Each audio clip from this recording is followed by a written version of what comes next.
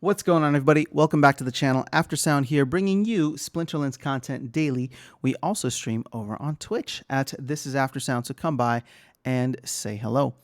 Okay, so I want to talk about the upcoming legendary summoners, and I guess really it includes Carnage Titan too, because I'm just looking at the upcoming airdrops as a whole and what they could potentially get you, and more importantly, is it worth it to buy packs to hit those minimum thresholds? So again, there's going to be no right answer to this. I think everybody is approaching this from whatever means you have and whatever is available to you. So there's no judgment here and there's no expectation. It's just I'm just trying to give information and kind of brainstorm out loud and with you guys to see what may be some of the best paths moving forward when it comes to this. So here we go. I'm going to go ahead and I've spoken about this previously, but the legendary summoners that are upcoming, with the amount that will be in circulation, and again, we're speculating that they will have some kind of, abilities similar to the ones in Untamed. At least that's my belief. And so from a price perspective, I have kind of put these between Quixote and Dr. Blight, primarily because Quixote is a legendary summoner, but obviously a 4-mana one. So we're assuming that the other ones coming in will be higher mana and similar to the ones in Untamed. And then Dr. Blight is a legendary card that obviously costs the most here, but is also one of the lowest amount in terms of circulation when everything is said and done. Because keep in mind, we're at about 20% of packs open, maybe a little bit more than 20% of packs open. And you can see all of these other legendaries here are at about, well, Grum is a little off, but if we look at someone like Queen Mycelia, for example, there might be 5x more of her. So there might be 30,000 or anywhere between 30 to 35,000 in circulation. Again, this is not counting the amount that might be either burned or combined. But if you get my point, 30 to 35,000, whereas Dr. Blight, we already know is going to be 12,000, max 12,432, and probably less than that once people continue or start and continue to level him up. So again, unless there is a Jotun or Llama situation with the Chaos Legion legendary summoners, I can't see those being like super highly priced the way, Jotun and Llama kind of rise up above the rest. So I'm going to say, like I've been saying, between $50 to $100 seems like the average price we can expect for legendary summoners. Now, if we look at how much you need to spend and how many packs you need to buy for the legendary summoners, I'm going to go ahead and skip all the way to the end. So Carnage Titan is going to be 525 minimum. And that means that we're going to add 25, again, at this point, unless there's another jump that we are not aware of now or that the team lets us know at a later time. Hopefully not. As Matt has said that from here on out, now that they've adjusted the numbers, everything should only be in increments of 25. So by the time we get to the last legendary summoner, right, number 6, airdrop number 14, that is going to be 675 packs to guarantee 1 BCX. So you multiply that by the $4 price tag, and all of a sudden you are spending $2,700, $2,700 on packs. Now, here's the thing. When it comes to this, what are you getting in terms of value overall? Well, let's assume that each of the legendary summoners is going to be at that max price, $100. So that's $600 right there. Carnage Titan, on the other hand, I mean, there's not much excitement and anticipation for him, even if he is as expensive as Queen Mycelia. I mean, that's less than $25, right? That's the kind of average range we've seen Queen Mycelia at. So you're going to get roughly $725 worth of value. And I'm not even counting the SPS airdrop. That is something else that will be of benefit for you. And actually, well, no, we're not going to count the SPS airdrop. Just know that that's kind of like a bonus on top. So the question is that worth it? Now, keep in mind, you will also have the packs. So if you own the packs and you're sitting on them, obviously you're getting the airdrops. If you are willing to wait, until packs sell out, then you will be able to maybe flip them for a profit. On the flip side of that, if you want cards from packs, you own all those cards. There's $2,700 worth of cards, 675 packs. You don't need to open them all today or tomorrow. You can wait on it, but you do own that, right? That is an asset that you will own. And even if card prices are super depressed right now, and they continue to be, or maybe even go down further as we go through the rest of this year, you still own the assets. So you're only at a loss if you sell, right? So if you buy 675 packs at $4 a pop and then decide to sell them all for the going rate right now, which is about $3, that's going to get you roughly 2K back, right? So that in and of itself is, I mean, for some people that flip and that sacrifice might be worth it, right? You get you $2,000 back, but all of a sudden you're getting $700 worth of value.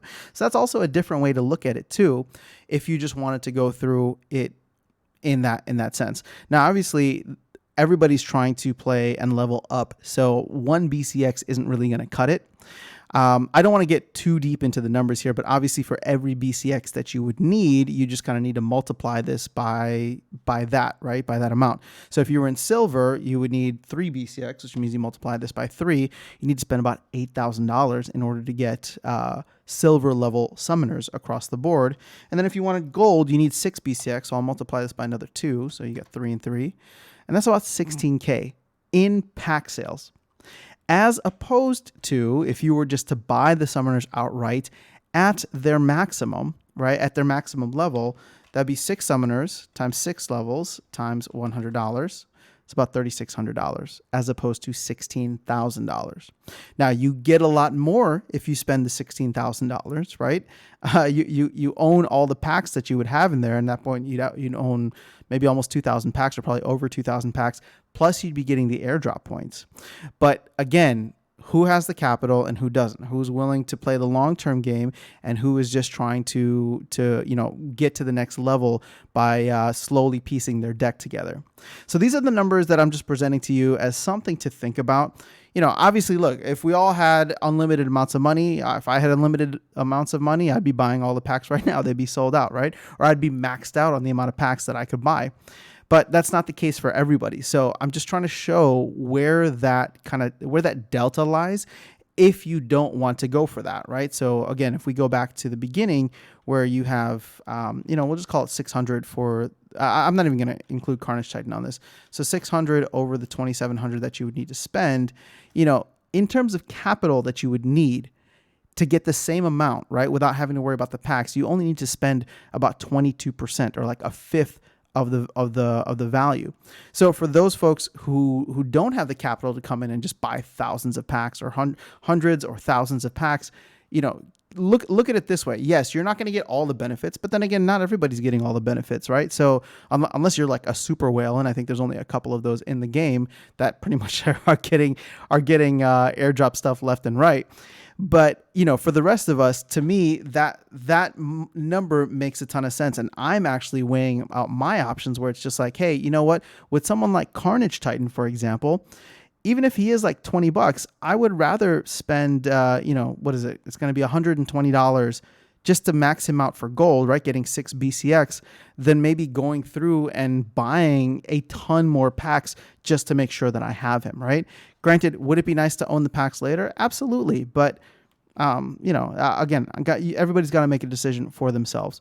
So just giving you guys some things to think about. Very curious to hear your thoughts and your strategies, though. Like I said, there's no wrong answer. So I'm actually very curious to see how people are approaching this, how you're thinking about where the market is at and where it's going.